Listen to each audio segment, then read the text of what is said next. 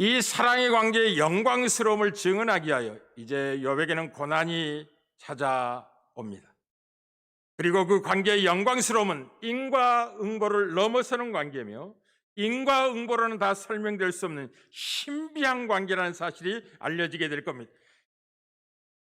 욥기서 14장 1절에서 6절 말씀 되겠습니다. 욥기서 14장 1절에 6절입니다. 여인에게서 태어난 사람은 생애가 짧고 걱정이 가득하며 그는 꽃과 같이 자라나서 시들며 그림자같이 지나가며 머물지 아니하거늘 이와 같은 자를 주께서 눈여겨보시나이까. 나를 주 앞으로 이끌어서 재판하시나이까. 누가 깨끗한 것을 더러운 것 가운데에서 낼 수 있으리까. 하나도 없나이다.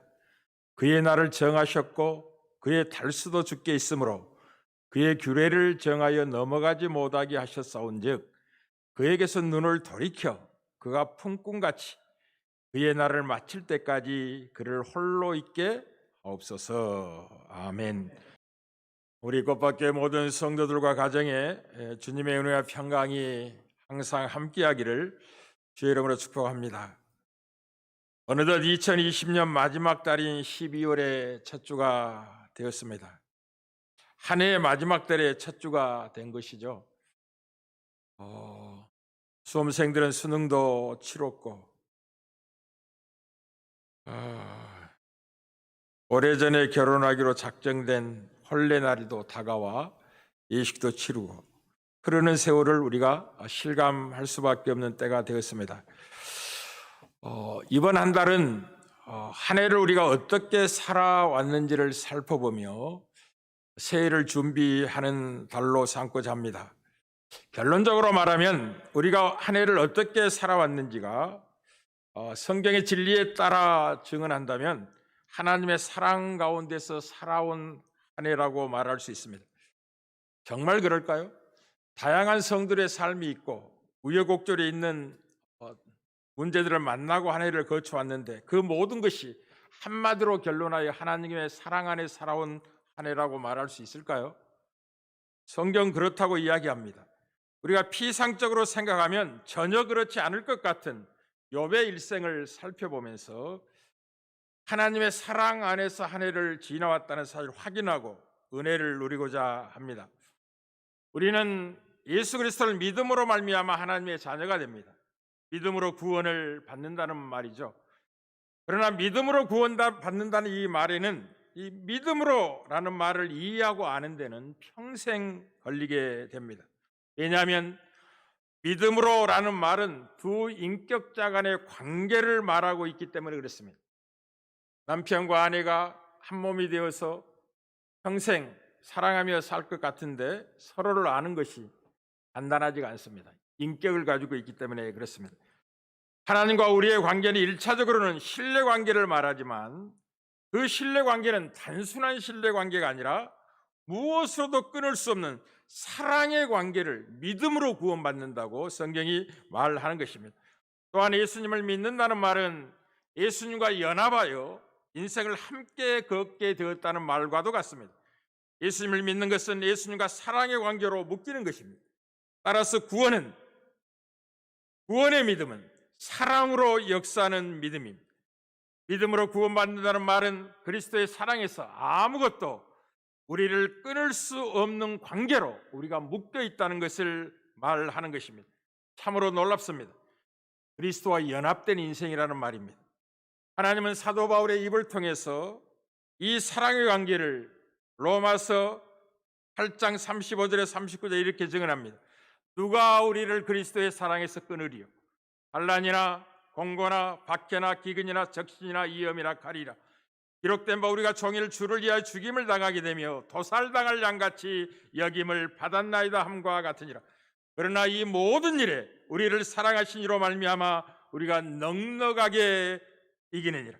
내가 확신하노니 사망이나 생명이나 천사들이나 권세들이나 현재일이나 장래일이나 능력이나 높음이나 기품이나 다른 어떤 피조물이라도 우리를 우리 주 그리스도 예수 안에 있는 하나님의 사랑에서 끊을 수 없으리라. 참 놀라운 관계죠. 욥기서는 이 아름다운 관계를 설명하는 복음서와 같습니다. 하나님과 욥의 관계가 거래 관계가 아니라 사랑의 관계임을 증언하는 말씀입니다. 욥과 하나님의 관계가 이해 타산에 의해서 결정되는 거래 관계가 아니라 무엇으로도 대체할 수 없는 사랑 관계로 묶여 있다는 사실을 증언하는 것이 욥기서의 전체 대주제입니다. 욥기서 1장 8절에 하나님은 욥을 이렇게 평가합니다. 여호와께서 사단에게 이르시되 내가 내 종 욥을 주의하여 보았느냐. 그와 같이 온전하고 정직하여 하나님을 경외하며 악에서 떠난 자는 세상에 없다고 하나님을 욥을 인정하셨고, 그리고 그 하나님과 자기의 관계가 얼마나 사랑으로 묶여 있는지를 알고 싶어 했습니다. 그때 사단이 그 이야기를 듣고 이렇게 하나님께 반문합니다. 사단이 여호와께 대답하여 이르시되 욥이 어찌 까닭 없이 하나님을 경외하리까? 주께서 그의 집과 그의 모든 소유물을 울타리로 두르심 때문이 아니니까. 쉽게 말하면 하나님이 그에게 복을 주시고 복을 지켜주기 때문에 하나님을 경외하고 주를 찾는 것이지, 그것들을 거두어 버린다면 그의 신앙은 무너지고 말 것입니다 라는 이야기죠. 주께서 그의 손으로 하는 바를 복되게 하사 그의 소유물이 땅에 넘치게 하셨기 때문에 욥이 욥으로 알려지고 있는 거지, 그 모든 복을 거두어 버리면 금방 관계가 깨어질 겁니다. 당신과 하나님의 관계는 거래 관계로 묶여 있는 거지 사랑의 관계가 아닙니다 라고 반문하는 것과 같습니다. 사랑하는 성도 여러분, 이 사랑의 관계의 영광스러움을 증언하기 위하여 이제 욥에게는 고난이 찾아옵니다. 그리고 그 관계의 영광스러움은 인과응보를 넘어서는 관계며 인과응보로는 다 설명될 수 없는 신비한 관계라는 사실이 알려지게 될 겁니다. 세상에서 제일 강한 사랑의 관계는 보통 부부관계, 그리고 어머니와 자식, 아들 관계, 딸 관계, 이렇게 우리가 알고 있습니다. 그러나 하나님과 우리와의 관계는 훨씬 더 신비롭고 놀랍습니다. 이사야서 49장 14절에 15절입니다. 오직 시온이 이르기를 여호와께서 우리를 버리시며 주께서 나를 잊으셨다 했거니와 여인이 어찌 그 젖먹는 자식을 잊겠으며 자기 태에서 난 아들을 긍휼히 여기지 않겠느냐. 그들이 혹시 잊을지라도 나는 너희를 잊지 아니할 것이라. 젖먹는 아이를 둔 어머니가 그 자식을 혹시 잊어버린다 할지라도 나는 너희를 잊지 않아. 나는 그렇게 너희와 사랑으로 묶여있는 관계니라 라고 설명을 하는 것입니다. 오늘 본문을 잠깐 요약해서 설명한다면 욥의 고백이 이런 것입니다. 하나님, 왜 하찮은 인생에게 관심을 가지고 계십니까? 왜 나 같은 자를 눈여겨보시고 계십니까? 누가 하나님 앞에서 깨끗한 자가 있을 수가 있겠습니까? 그러니 눈을 돌이키셔서 제발 제가 사는 날 동안이라도 홀로 있게 해주십시오. 내가 만난 이 고난, 견딜 수 없는 이 환경은 우연히 찾아온 게 아니라 하나님이 나를 사랑하셔서 눈여겨보시고 개입하고 계신 결과 아닙니까? 그러니 제발 나를 좀 놓아주십시오. 이런 표현입니다. 그런데 하나님은 이렇게 욥의 애침에 대해서 말씀하는 것이 전제되어서 욥기가 펼쳐집니다. 내가 너를 사랑하기 때문에 그렇게는 못하겠다는 거죠. 너를 눈여겨보지 말라고. 어찌 부모가 자식을 눈여겨보지 않을 수 있겠느냐. 어찌 사랑하는 자가 사랑하는 자를 쳐다보지 아니할 수가 있겠느냐. 그럴 수는 없다. 그렇게 못하겠다는 것이 전제가 되어서 욥의 고난이 있고 욥의 비명이 있는 것입니다. 욥은 여자에게서 태어난 인생이 얼마나 작고 그리고 걱정을 가지고 사는 인생인가를 1절에서 증언을 합니다. 그리고 오늘 본문 이전에 13장, 14장의 두 장에 걸쳐서 인생이 얼마나 작고 헛된가를 욥은 고백하는데, 욥기서 13장 25절에 이렇게 증언합니다. 주께서 어찌하여 날리는 낙엽을 놀라게 하시며 마른 건불을 뒤쫓으시나이까. 자기 자신을 마치 날리는 낙엽 같고 마른 건불 같다고. 13장 28절에는 나는 썩은 물건의 낡아짐 같으며 좀먹은 의복 같다고. 자기 자신을 썩는 물건에 낡아진 인생이며 그리고 젖먹은 의복 같은 인생이라고 표현합니다. 그리고 오늘 본문에는 2절에는 이렇게 표현하죠. 나는 인생은 꽃과 같이 자라나서 시들며 그림자같이 지나가며 머물지 아니하는 인생입니다 라고 고백을 합니다. 요즘은 이제 평균 수명이 높아져서 100세를 바라본다고 합니다. 그럼에도 불구하고 100세를 살아도 작게 느껴지는 것이 인생입니다. 사람의 한평생에 어떤 사람은 좀 길게 사는 사람이 있고 어떤 사람은 좀 짧게 인생을 마치기도 합니다. 모두 같을 수는 없지만 오래 사는 사람 그리고 백수를 바라보는 인생도 정확히 그 영혼의 그 질문, 소원을 드러낸다면 이 정도 사는 것은 억울하다 하는 생각이 더 있습니다. 쉽게 말하면 더 살고 싶은 욕망이 있다는 말입니다. 그것은 100년을 살아도 그날이 시 가고 있음을 나타내는 영혼의 반증이며 또한 그 세월이 얼마나 험악한 인생을 살았는지를 성경은 정확히 증언합니다. 야곱이 이제 그의 족속들 데리고 애굽에 내려가서 바로왕 앞에 섰을 때 바로가 이렇게 묻습니다. 너의 나이가 얼마냐? 라고 물을 때 야곱이 바로왕에게 이렇게 증언합니다. 야곱이 바로 이르되 내 나그네길의 세월이 130년입니다. 내 나이가 얼마 되지 못하니 우리 조상들의 나그네길의 연조에 미치지는 못하지만은 험악한 세월을 보냈습니다. 야곱이 바로에게 축복하고 그 앞에 나왔다고 이야기합니다. 자기 인생을 한마디로 정리할 때 험악한 인생을 살았습니다. 아니, 창세기 28장에는 야곱에게 하나님이 분명히 이렇게 약속을 하셨습니다. 어떤 약속을 하셨냐면 내가 너와 함께 있어 내가 어디로 가든지 너를 지키며 너를 이끌어 이 땅으로 돌아오게 할지라 내가 내게 허락한 것을 다 이루기까지 너를 떠나지 아니하리라 하신지라.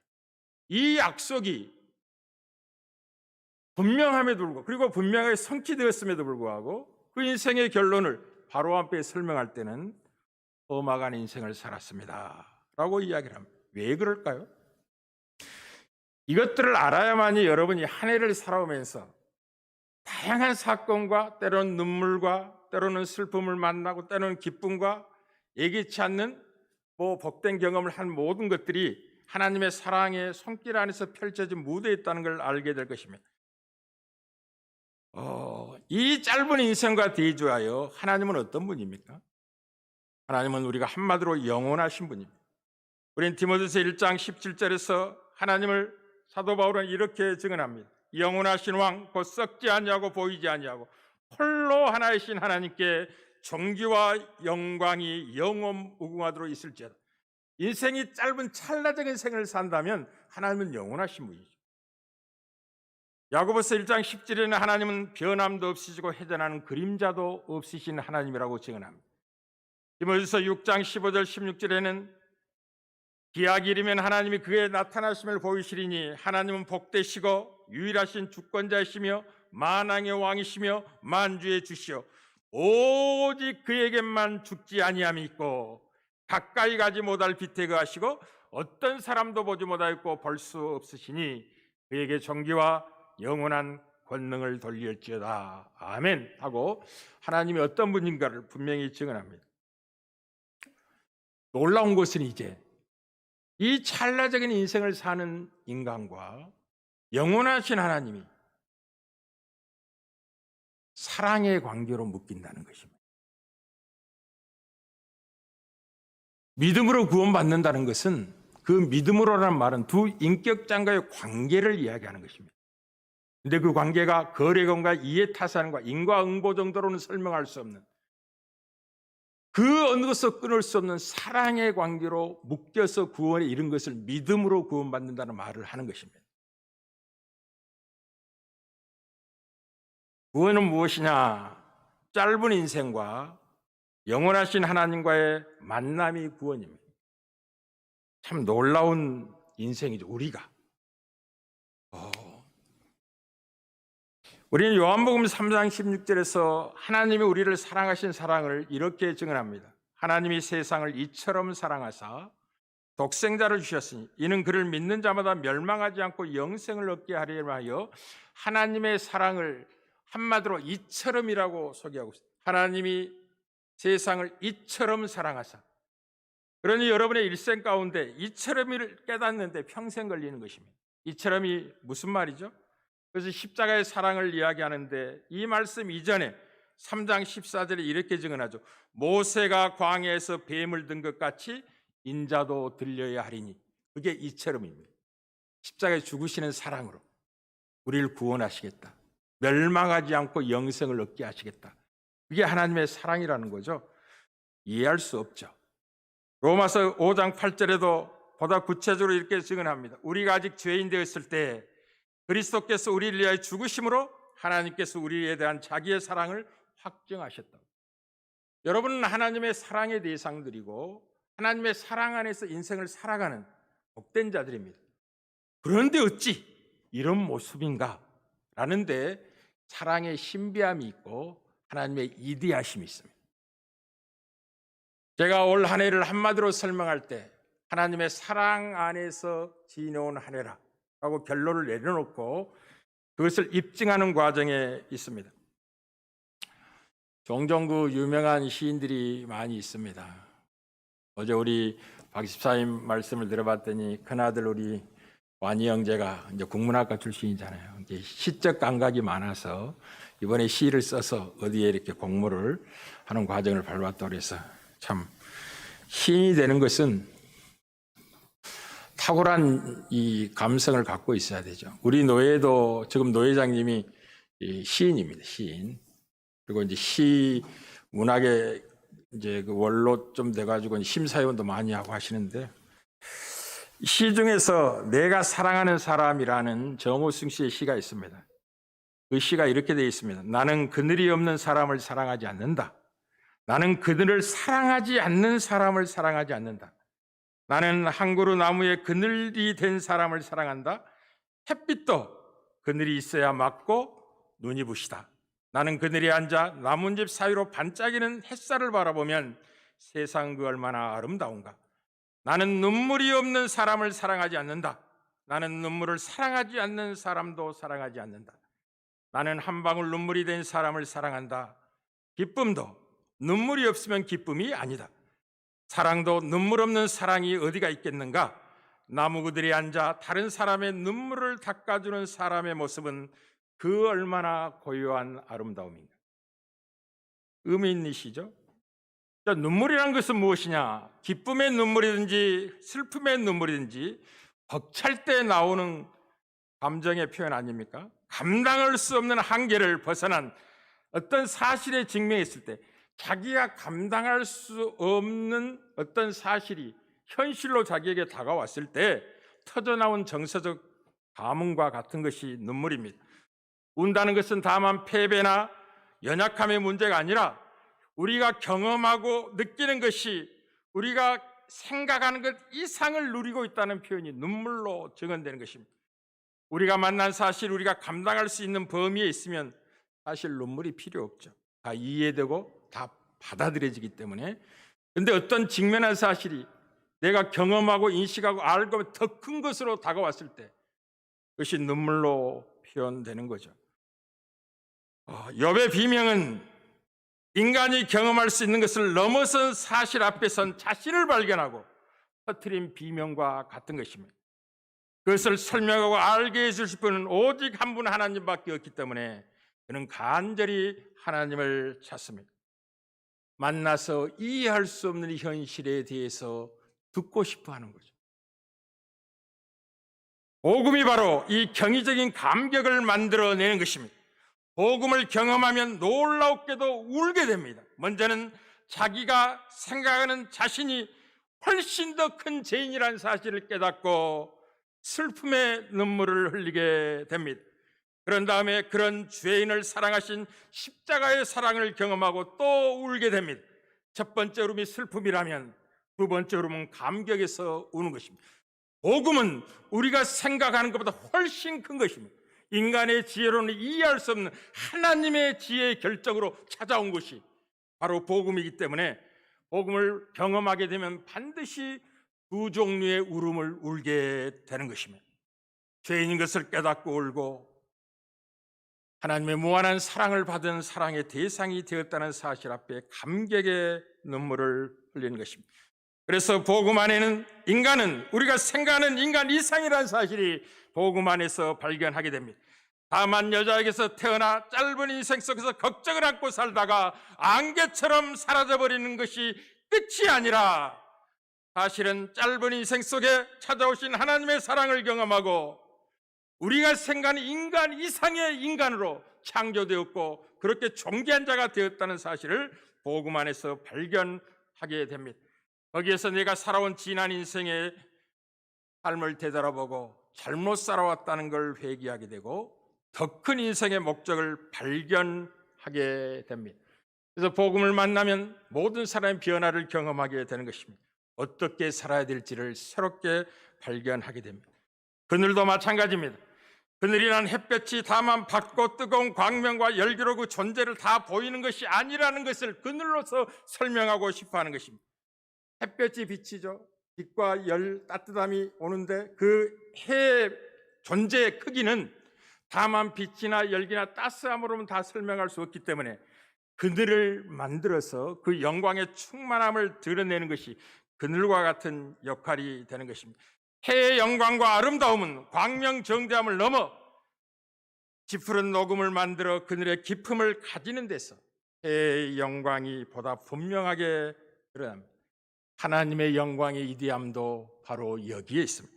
우리 이사야서 45장 7절에 하나님이 어떤 하나님인지를 말하고 있습니다. 나는 빛도 짓고 어둠도 창조하며, 놀랍죠? 나는 평안도 짓고 환난도 창조하나니 나는 여호와라 이 모든 일들을 행하는 자니라 하였노라. 하나님은 빛을 비추시기도 하고 그늘을 만드시기도 합니다. 그 빛의 영광스러움이 짙게 들은 녹음 속에서 그늘이 형성되는 것으로 그 빛의 영광의 찬란함이 이대하는 걸 분명하게 드러내시는 하나님이십니다. 하나님의 높으심도 마찬가지입니다. 하나님의 높으심의 이대함은 높으신 하나님이 스스로 자기를 낮추신다는 사실에 있습니다. 여기에 구원이 허락되는 것입니다. 우리는 시편 113편 5절에서 9절에서 이 비밀을 이렇게 시인은 고백합니다. 여호와 우리 하나님 같은 이가 누구리요? 높은 곳에 앉으셨으나 스스로 낮추사 천지를 살피시고 가난한 자를 먼지더미에서 일으키시며 궁핍한 자를 거름더미에서 들어세워 지도자들 곧 그의 백성의 지도들과 함께 세우시며 또 임신하지 못하는 여자를 집에 살게 하사 자녀들을 즐겁게 하는 어머니가 되게 하시는도다. 할렐루야. 사실 욥기가 복음서라는 사실을 발견하고 눈을 뜨려면 신학이라는 이 모든 학문의 최정점의 의미가 무엇인지를 알아야 됩니다. 학문은 많죠. 다양한 지식을 취득하는 다양한 분야의 학문의 세계가 있고 그 모든 학문의 세계 끝자락에 사고의 정점에 철학이 있습니다. 그러나 철학을 넘어 이제 신학이 있는 거죠. 욥기서는 철학을 뛰어넘고 신학의 정점인 복음을 이해해야만이 보여지는 것입니다. 여러분이 성경을 읽다가 이제 제일 어려운 성경 중에 한 부분이 여기서 뭔 말 하는지를 잘 모르는 거죠. 42장이나 길게 무엇인가를 설명하는데 도대체 이게 뭔 말이야? 라는 생각이 들 것입니다. 한마디로 여러분에게 증언합니다. 욥기서는 하나님과 인간과의 관계, 특별히 구원의 백성의 관계가 이해타산의 거래 관계가 아니라 사랑의 관계인 것을 욥의 고난을 통해서 분명히 확인시키고 복음의 영광스러움을 전제하고 있는 것입니다. 그러니 사랑하는 성도 여러분들이요, 여러분의 삶에서 한 해 동안 욥의 비명과 같은 눈물이 있고 그늘이 있었다는 것은 무슨 말이냐면 여러분이 하나님의 사랑의 대상이었다는 말과 같은 말입니다. 크신 하나님의 사랑을 경험하는 시간이었습니다. 신자의 눈물과 그늘은 단순한 슬픔이 아닙니다. 하나님을 찾는 과정이며 하나님의 사랑을 그리워하는 목마름이며 그 사랑을 확인하는 절차며 붙잡는 시간이죠. 그리고 그 눈물과 그늘이 깃든 인생 속에서 여러분을 사랑하는 주님이 함께 하셨다는 사실을 확인하는 시간이 욥이 만나고 있는 비명과 같은 눈물과 그늘의 시간입니다. 이제 우리는 욥의 결론을 압니다. 과정은 치열하지만 욥은 결론적으로 배나 복을 받았음을 우리가 알고 있습니다. 사랑하는 성도 여러분, 한 해를 돌아봅시다. 이제 4주 동안 이 문제를 다양한 방식으로 어떻게 하나님 여러분의 사랑 안에서 함께하는 그 복주심 속에서 이 자리에 왔는지를 확인하고 새해를 기다리게 될 텐데요. 우린 종종 고운 모래 사장을 걷다가 다시 돌아 나오면서 뒤를 돌아보면 모래 위에 남겨진 자기 발자국을 보게 될 것입니다. 우리의 삶의 발자국도 이와 같습니다. 한 해를 돌아보십시오. 어떤 시인의 고백이죠. 우리가 잘 알고 있는 간증이기도 합니다. 어느 날 어떤 사람이 꿈을 꾸었습니다. 주님과 함께 해변을 걷고 있는 꿈이었습니다. 그는 모래 위에 난 두 사람의 발자국을 보았습니다. 하나는 그의 것이었고 다른 하나는 주님의 것이었습니다. 그런데 어느 순간에는 한 사람의 발자국만 보였습니다. 그리고 자기 인생을 추억해 봅니다. 그때 자기가 가장 어렵고 고통스러운 시간에 한 발자국밖에 없다는 사실을 알아내고 섭섭한 마음이 든 그는 주님께 물었습니다. 주님, 제가 당신을 따르고자 했을 때 늘 저와 함께 하겠다고 약속하시지 않았나요? 그런데 제가 당신을 가장 필요하는 순간에 어디 계셨나요? 그때 주님이 이렇게 말씀하셨습니다. 사랑하는 내 아들아, 내 딸아, 나는 너를 결코 버려둔 적이 없었단다. 시련과 고통의 순간에 내가 보았던 그 발자국은 힘들어하던 너를 업고 걸었던 바로 내 발자국이었단다. 많은 것을 생각하게 하는 거죠. 사랑의 관계가 만드는 깊이를 신앙 안에서 여러분이 확인하셔야 됩니다. 마치 항상 그 햇볕 아래만 있기를 원한다면 그는 몇 날 못 살고 죽습니다. 그 고문 중에 제일 큰 고문이 뭐냐? 잠을 안 자는 고문이죠. 잠을 안 자. 낮에도 고문하고 밤에도 전기불 켜놓고 어둠을 없애고 계속 고문하는 거죠. 무슨 의미인지를 여러분이 이해하기를 바랍니다. 하나님이 여러분을 얼마나 사랑하시는지를 잊지 마십시오. 요한일서 4장 9절에 10절에 하나님의 사랑이 우리에게 이렇게 나타난 바 되었으니 하나님이 자기의 독생자를 세상에 보내심은 그로 말미암아 우리를 살리려 하심이라. 사랑은 여기 있으니 우리가 하나님을 사랑한 것이 아니요 하나님이 우리를 사랑하사 우리 죄를 속하기 위하여 화목제물로 그 아들을 보내셨습니다. 우리는 종종 하나님의 시선에서 벗어나고 싶은 욕망이 있습니다. 왜냐하면 버려진 자들은 하나님 무슨 죄를 짓든지 버려둡니다. 외면합니다. 마치 이웃집 애들이 무슨 짓을 하든지 관계없이 상관없이 스쳐 지나가듯이, 그러나 자기 자녀가 하는 행위에 대해서는 눈여겨볼 수밖에 없습니다. 고치고 교정하여 바르게 세우기 위하여 반드시 개입합니다. 이게 사랑의 관계입니다. 욥은 이 사랑의 관계 때문에 아파하는 거죠. 하나님, 나 같은 벌레 같은 인생을, 날리는 낙엽 같은 존재를 왜 지켜보십니까? 왜 사랑하셔서 이렇게 힘든 여정을 허락하셨습니까? 내 날도 정해두지 않았습니까? 어찌 더러운 곳에서 깨끗한 것을 만들어낼 수가 있겠습니까? 모두가 더러운 죄인들인데 깨끗한 인생이 없어서 나도 마찬가지입니다.